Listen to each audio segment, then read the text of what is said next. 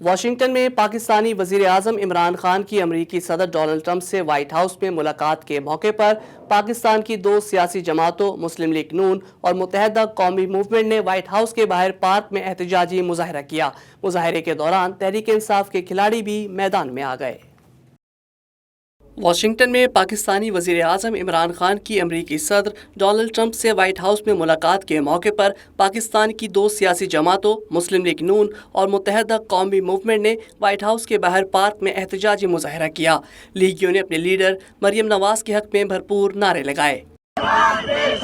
تیری آواز میری آواز، مریم نواز، مریم نواز، تیری آواز میری آواز، مریم نواز، مریم نواز۔ مسلم لیگ نون کے مظاہرے کے دوران تحریک انصاف کے کھلاڑی بھی میدان میں آ گئے۔ پی ٹی آئی کارکنان کا لیگی کارکنان سے آمنا سامنا ہوا تو دونوں جماعتوں کے کارکنان پہلے تو ایک دوسرے سے الجھے اور پھر جھگڑ پڑے۔